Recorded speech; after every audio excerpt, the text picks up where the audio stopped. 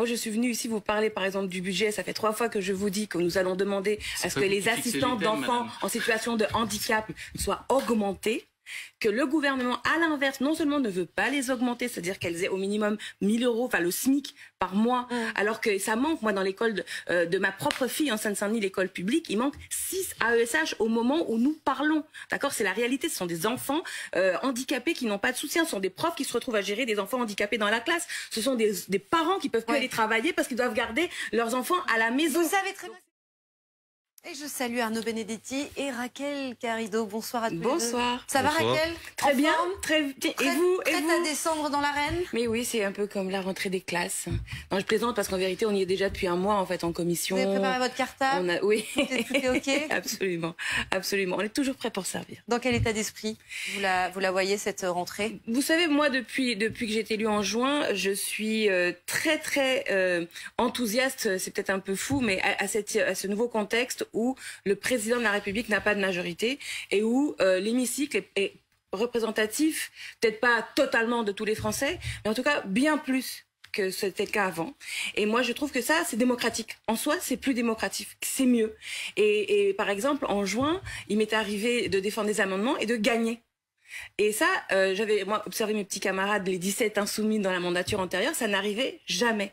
Là, il y a du jeu, là ça bouge, ça dépend un peu de qui se mobilise, de qui est dans la salle. Ou si des fois, il y a eu des soirées où à 2 h du matin, on a procédé à des votes et le gouvernement était minoritaire parce que tout simplement, c'est aussi le résultat des urnes. Les Français, il y a des circonscriptions où avant il y avait des députés macronistes, et c'est plus des députés macronistes, ils ont été remplacés par les autres. Voilà, notamment ceux de la NUPES, puisque maintenant on est 150. Et ça se sent, et moi je trouve ça bien. Mais ce sera l'opposition pour l'opposition ou une opposition constructive? On est là aussi pour refléter le mandat qui nous est donné. Vous savez, représenter, c'est présenter à nouveau. Donc, quand la circonscription vous envoie pour faire NUPES, il faut faire NUPES. Hein, c'est ça la démocratie.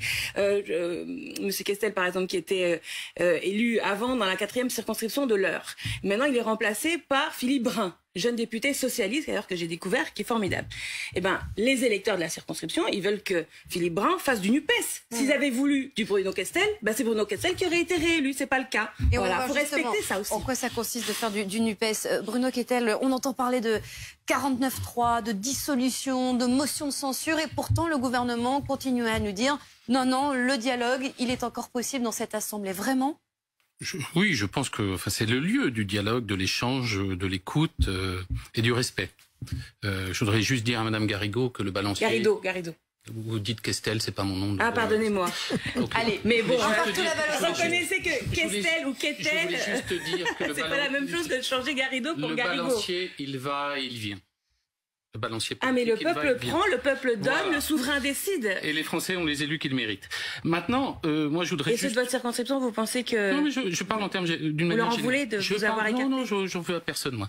Je veux juste dire que c'est les aléas de la vie politique et d'être battu, ça fait parfois aussi du bien, personnellement, pour se remettre en question, se régénérer et réfléchir à d'autres conditions d'engagement. Parce qu'on peut toujours servir la société, même en n'étant pas élu. Mais malgré tout, l'ancien député que vous êtes, comment il la voit cette rentrée parlementaire? On doit s'attendre à quoi selon vous? Moi, je suis alors, je vais vous faire une confidence, j'ai pas regardé une seule image depuis le mois de juin de l'hémicycle. Ouais. De manière volontaire, parce que je trouve que... Donc, par exemple, vous n'avez pas suivi les débats sur le pouvoir d'achat, J'ai aussi repris un métier qui m'occupe un peu. Mais je veux juste dire que le débat tel qu'il apparaît à travers ce que vous retranscrivez vous-même, il apparaît... moi, il me semble trop tendu. Une société, elle a besoin aussi d'apaisement, de calme, et je le disais tout à l'heure, de respect, d'écoute et d'échange. Et je ne suis pas persuadé que dans les oppositions, et notamment à la NUPES, on soit dans la logique d'écoute, de dialogue, d'échange et de respect. Et c'est ce qui m'inquiète un peu pour le pays. Et on voit bien, on a un pays en tension, on le ressent sur les territoires, on le ressent dans les rapports avec les gens qu'on peut avoir, on le ressent aussi dans la vie de tous les jours. Il y avait tout à l'heure votre reportage sur le Brésil, et je trouve que notre société est trop en tension. Et je crois que tout le monde a la responsabilité de faire en sorte, par de nouveaux comportements en cette rentrée, de veiller à ce que ce pour quoi on a été élu, par exemple la NUPES, soit écouté, réfléchi, entendu, mais il faut aussi parfois accepter que tout ne peut pas être pris, y compris par voie d'amendement voté à 2h du matin après le coup du rideau. Je veux dire, je trouve qu'il faut mieux être dans l'échange, le long terme, la proposition de fond concertée que dans l'invective, l'incantation. Je suis 100% d'accord avec vous et c'est la raison pour laquelle moi j'ai vu avec je viendrai me soutenir si je me représente alors. Non, mais je suis d'accord pour quand vous dites qu'il y a un équilibre institutionnel où les différents pouvoirs doivent se respecter et s'écouter. Et par exemple, nous à la commission des lois, on a auditionné les ministres pendant tout le mois de septembre qui sont censés venir nous présenter la feuille de route législative. Bon, mais qu'est-ce qui se passe en fait? Le problème, c'est que tout ça est très joli, mais la dernière semaine, en fait, le président de la République fait un dîner à l'Élysée et où, en fait, tout le pays est en suspens, comme dans une grande infantilisation, et c'est là qu'il va décider si oui ou non il fait la réforme des retraites, selon quel mécanisme, est-ce que c'est un amendement au projet de loi de financement de la sécurité sociale, est-ce que c'est une loi, et en fait, tout ce discours-là, auquel je souscris à la totalement sur le respect des équipes. Ça va être débattu à l'Assemblée nationale. En l'occurrence, là, il s'agissait de se réunir. Mais c'est quand même la moindre des choses. Non, mais d'accord, mais là, vous dites que tout se décide du côté de l'Élysée. Non, il va y avoir des textes débattus à l'Assemblée nationale.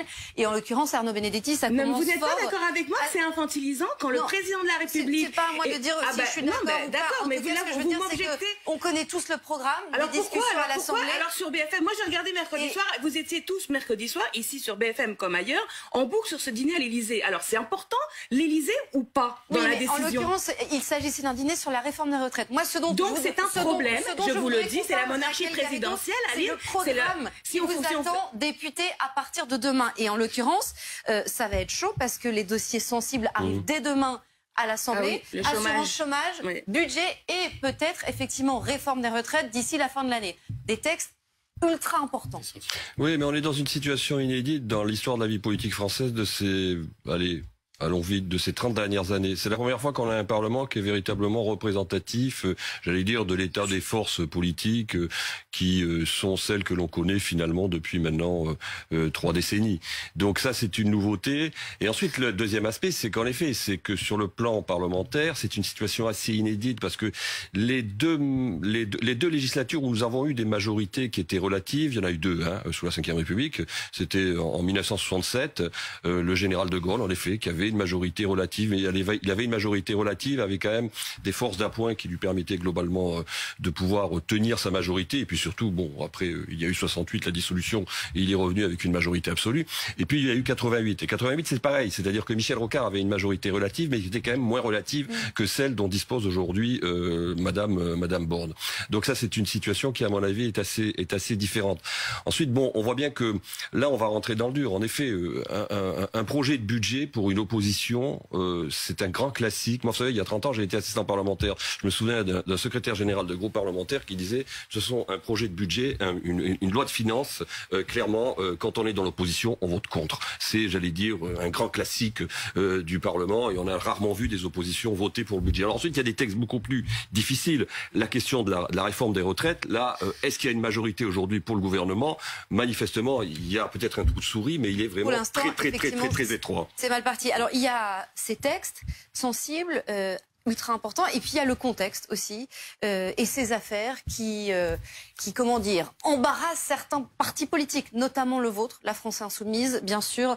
On parle de l'affaire Adrien Quatennens, alors qu'on a appris hier qu'une deuxième main courante avait été déposée par son épouse, Célie Quatennens. Cette fois, il s'agit en l'occurrence de SMS qui ne sont pas malveillants, mais qui sont insistants. Adrien Quatennens qui est visé par une enquête pour des faits de violence conjugale. Il a lui-même reconnu ces faits et avoir donné une gifle à son épouse. Il sera là demain à l'Assemblée, puisqu'il reste député, on est d'accord. Hein. Il s'est mis en retrait de ses fonctions de coordinateur du parti, mais il demeure député. Est-ce qu'il sera là demain pour la rentrée parlementaire ? Pas à ma connaissance. Je lui ai pas posé la question. Mais logiquement, conformément à ce qu'il a dit lui-même, qui était qu'il allait se consacrer notamment au volet judiciaire, parce que maintenant, il y a la procédure pénale qui s'est enclenchée, à juste titre, au demeurant. Ouais. C'est la moindre des choses lorsqu'une femme va déposer une main courante, que le ministère public puisse se saisir des faits. Donc ça, c'est ouvert. Dans ce contexte-là, Et il faut qu'il dise ce qu'il a à dire dans ce contexte-là. Je crois qu'il a été entendu. Vous parlez d'une deuxième main courante aujourd'hui, ce qui prouve bien qu'on est dans un truc judiciaire, quoi. Donc, voilà. À ma connaissance, je n'ai pas entendu dire qu'il serait là demain, en effet. Donc, selon vous, a priori, il ne sera pas là demain. Mais donc, attendez, il demeure député, mais il ne va plus aller à l'Assemblée? Alors, vous revenez en arrière sur la question de savoir si, oui ou non, il doit rester député. C'est ça que vous me posez en fait. Non, je souligne peut-être l'incohérence. C'est-à-dire qu'il garde son mandat de député, mais pour autant, il ne va pas exercer son travail de député. Ouais, écoutez, mais dites-le franchement. Non, mais je vous pose la question, franchement. Mais oui, mais parce que justement, on est quand même dans une situation qui est évidemment pas simple. Logiquement, quand les gens l'ont élu, Adrien Quatennens, c'était pour qu'il aille bagarrer comme il sait faire. C'était un excellent porte-parole, un grand combattant qui, d'évidence, va nous manquer en plus. Sur le débat sur le chômage, sur le PLF, le budget. Je veux dire, le gouvernement veut réduire de 8 milliards d'euros les taxes pour les entreprises et il veut pas augmenter les aides soignantes, les aides pour les enfants handicapés qui aujourd'hui gagnent 800 euros. Donc le budget, c'est un gros morceau et on aurait bien eu besoin d'avoir Adrien Quatennens. Alors maintenant, on l'a pas. On l'aura pas dans la bataille ce coup-ci. Est-ce que pour autant, ça veut dire que nous, comme parti, on doit lui demander de démissionner? Moi, je me suis posé cette question. Moi, je m'intéresse beaucoup aux questions d'équilibre des pouvoirs, etc. Je pense que c'est le rôle des partis d'investir des candidats pour les élections. Une fois que le peuple s'est prononcé, c'est pas aux partis de faire démissionner des députés. Je pense que là, vous pouvez vous dire peut-être que c'est pour une bonne raison ou quoi, mais imaginez ce monde où les partis viendrait derrière une élection dire toi tu dégages, parce donc quoi, c'est à lui de décider lui-même de maintenant lui mandat. Il tient son mandat, il ne le tient pas du parti son mandat. Il tient son investiture du parti, mais il tient son mandat des électeurs de sa circonscription. En l'occurrence, les électeurs n'ont pas la possibilité de dire... Alors, on revient à ce que moi je dis depuis des années, c'est qu'il faudrait le droit de révoquer les élus en cours de mandat, et pas que pour les députés, d'ailleurs, aussi pour le président de la République. Le président de la République, là, on l'a pas dit tout à l'heure, mais quand lui il dit « je vais vous dissoudre d'un trait de plume », là, les députés, sous-entendu... Ce sont ses prérogatives, ça, madame. Oui, qui pour moi... C'est un droit constitutionnel qui lui est reconnu. C'est constitutionnel. La Constitution a été adoptée par le peuple, donc vous remettez ça en cause. Oui, Bruno Kettel, je remets profondément en cause la monarchie présidentielle mise en place en France en 1958. Du suffrage universel. Mais vous parlez de 1958, Bruno Kettel. Moi, je vous parle de 2022. Il y a des lois qui ont été votées au XVIIIe siècle qui sont toujours d'application. Écoutez, vérifions-le. Faisons une constituante et voyons ce qu'il en sort. Moi, je pense qu'aujourd'hui, la France est prête pour une 6e République, prête pour changer les règles. Non, c'est le sujet. Le pouvoir du président de la République, ce pouvoir de dissolution, cette capacité qu'il a, lui, a décidé que, comme les Français sont 70% à être contre le contre-réforme des retraites, et l'Assemblée nationale aussi est plutôt contre la contre-réforme des retraites. Alors, on règle tout ça. Ça, c'est un problème d'équilibre des pouvoirs. Et moi, je respecte mon pouvoir. Mon pouvoir comme chef politique, c'est de dire, bon, t'es pas coordinateur, t'es pas porte-parole, etc. Mon pouvoir comme parti politique, c'est pas de dire t'es plus député. Et je pense que c'est important que chacun prenne la mesure de son propre pouvoir et l'exerce pleinement, mais seulement. C'est-à-dire, on n'est pas juge. On n'est pas là pour qualifier juridiquement des faits, on n'est pas là pour condamner des gens, on n'est pas là pour les absoudre non plus. On n'est pas juge, on n'est pas le souverain, on est juste un... Je voudrais qu'on parle d'un autre sujet qui embarrasse un autre parti, en l'occurrence le parti écologiste, et une absence ou une présence qui sera là aussi remarquée demain. C'est celle de Julien Bayou, Mickaël Darmon, qui lui a démissionné, on rappelle les faits parce qu'on parle de deux affaires différentes, qui a démissionné après des accusations de violence psychologique par une ex-compagne, accusation relayée sur un plateau télé par Sandrine Rousseau. Là, il n'y a pas de plainte, il n'y a pas d'enquête, mais il a donc renoncé à ses fonctions. Il demeure député. Adrien Quatennens, ne sera pas là demain. Vous pensez qu'il sera là, Julien Bayou, qu'il devrait être là? Je ne sais pas s'il sera là. Et au fond, depuis quelques minutes, moi, je me pose la question et je me mets dans la place de ceux qui regardent ce débat en ce moment à la télévision chez eux. Et ils se disent... au fond, notre vie politique devient maintenant une sorte d'immense chronique parlementaire dans les règlements, dans les batailles entre amendements. On est tous devenus maintenant, grâce à cette nouvelle Assemblée peut-être, mais en tout cas c'est une des conséquences, des grands spécialistes de la vie parlementaire jusque dans ses moindres détails, y compris dans la vie des partis. C'est très très bien. Simplement, lorsqu'on parle avec les gens sur le terrain, lorsqu'on parle avec les préfets, lorsqu'on parle avec des spécialistes de la société française, ils nous disent les Français n'en peuvent plus. Il considère que de plus en plus, et encore plus peut-être aujourd'hui, cette nouvelle classe politique reste encore totalement déconnectée de nos sujets. Moi, c'est pas ce qu'on m'a dit sur le marché de Drancy ce matin ou sur le marché de Bobigny hier matin. Je pense bien que c'est pas ce que vous allez dire. Et moi, ce qu'on m'a dit, c'est que le président, il veut nous pourrir la vie en baissant les retraites, en baissant les allocations chômage, et en plus, il menace les 49.3 et la dissolution. Ce qui m'intéresse, c'est ça qu'on m'a dit sur le marché. L'enjeu de crédibilité pour une formation comme la vôtre et le cartel électoral que vous avez construit pour pouvoir exister collectivement avec l'Union de la gauche qui, je rappelle, ne rassemble que le total gauche classique. Hein. Mais c'est une nouvelle enseigne qui a eu son efficacité politique. De ce point de vue-là, les Français maintenant vont vous attendre au tournant.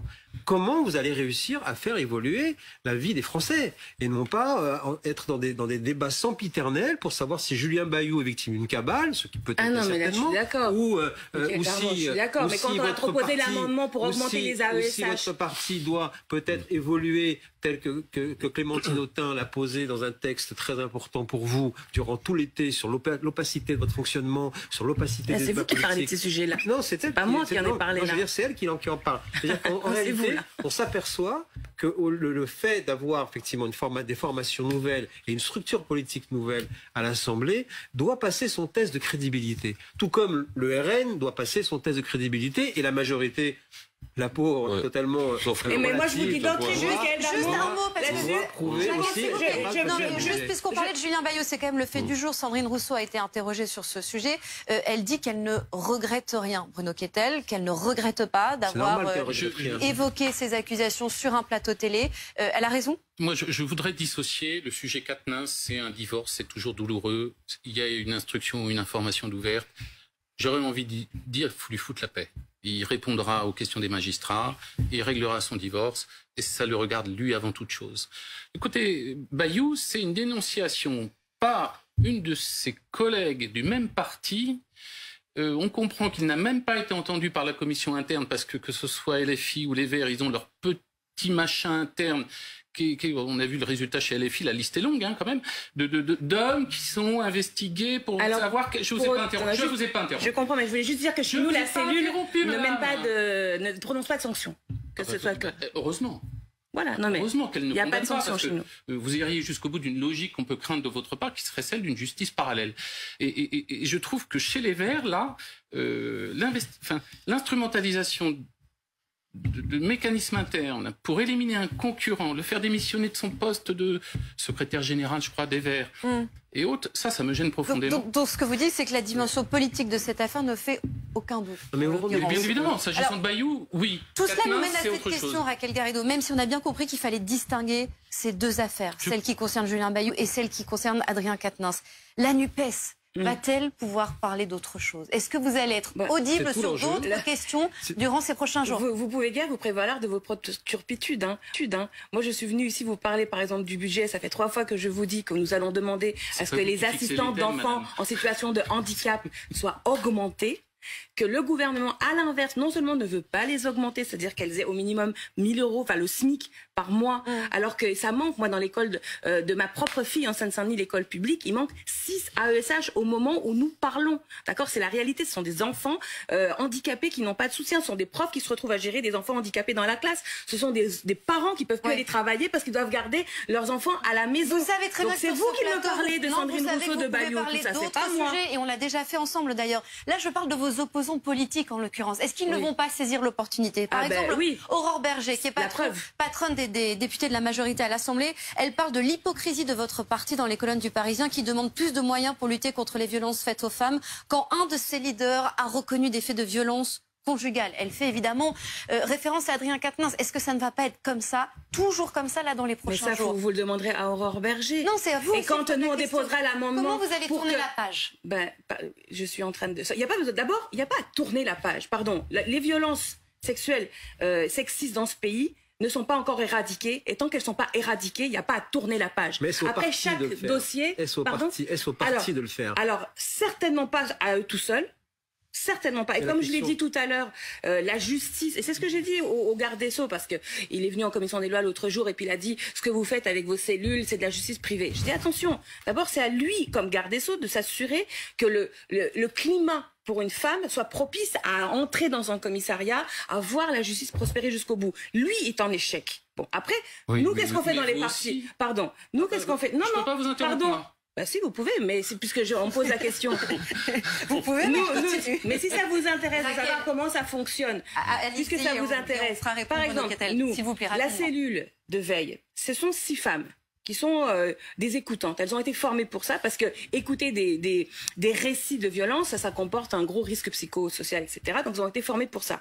Elles écoutent les femmes, elles dressent des rapports. Et ensuite, elles vont donner ça à une instance politique qui va décider quoi. Par exemple, aux investitures, on a beaucoup parlé de Tahabouaf, mais il y en a eu 3 des non-investitures.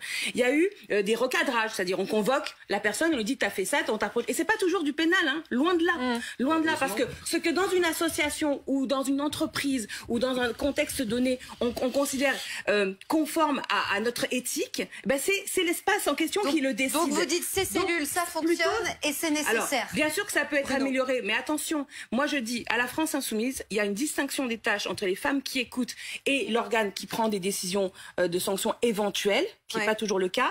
Et je dis, la cellule écoutante, elle marche. Et j'en ai un peu assez que le garde des Sceaux se permette de critiquer ces femmes-là, qui font un travail et qui rendent possible le fait de témoigner. Parce que les femmes qui n'osent pas aller dans la justice ou à la police, c'est de la faute à Dupond-Moretti, et leur dire, n'allez surtout pas dénoncer ce qui vous arrive dans les partis parce que c'est une justice privée, bah alors du coup elles vont où?